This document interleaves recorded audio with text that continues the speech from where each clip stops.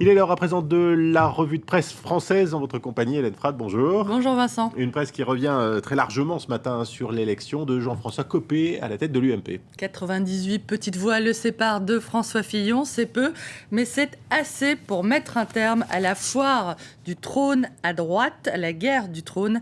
24 heures d'une guérilla forcément ubuesque qui donne aussi le sourire à la gauche. La majorité boit du petit lait et Libération ne loupe pas évidemment l'occasion de moquer ces grands professionnels de l'UMP, ces grands fauves au sang-froid qui auraient su diriger la France mieux qu'une gauche par définition incapable, je cite, mais qui ne savent même pas organiser un tout petit scrutin pour départager leurs ambitions.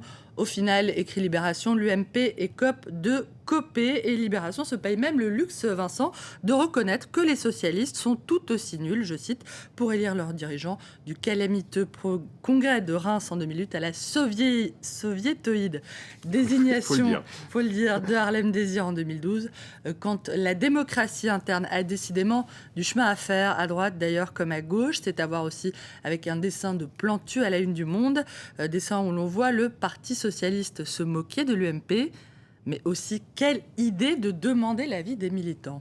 Demande Harlem Désir, avec Martine Aubry derrière son épaule. Cette violence des affrontements à droite, Hélène, risque de laisser quand même des traces, et elle nourrit d'ailleurs pas mal d'interrogations ce matin sur l'avenir de l'UMP. L'UMP se réveille Copé en deux, titres l'Humanité, qui s'inquiète avec une sollicitude tout à fait inhabituelle de voir l'UMP déboussolée, plus que jamais, finalement menacée à la fois par le Front National et le Centre. Une inquiétude non feinte, évidemment, à droite. Le Parti socialiste se déchaîne aujourd'hui contre la droite la plus bête du monde, pour reprendre le mot de Guy Mollet, et on ne peut pas lui donner tort, reconnaît ce matin le Figaro, qui titre sur la victoire à l'arraché de Jean-François Copé. Le journal qui veut toutefois repasser à l'offensive, et rappelle que depuis 6 mois, tant Jean-François Copé que François Fillon avaient su trouver les mots justes pour dénoncer, je cite, les fourvoiements de l'exécutif. Le Figaro veut tourner la page et parler d'autre chose, mais ce matin, la question est bel et bien posée. Au-delà de la désignation de Jean-François Copé, quelle va être, in fine, l'issue de cette épreuve de force, la question est lancinante et elle est posée à la une de la Croix. La droite va-t-elle reprendre ses esprits ou finir par imploser ? Finalement, écrit le journal, les résultats sont serrés et les militants n'ont pas réellement tranché entre une droite musclée, décomplexée, et une droite plus modérée, plus sociale. Or, un jour viendra, écrit la Croix, l'heure de désigner un candidat à la présidentielle et il leur faudra évidemment choisir. Et puis Le Monde, de son côté, oui, s'inquiète de voir la crise à l'UMP creuser un peu plus les fractures politiques et sociales en France. Le journal explique que cette guerre des chefs risque surtout d'aiguiser les tensions provoquées par la situation économique, de nourrir le populisme et de servir l'extrême droite.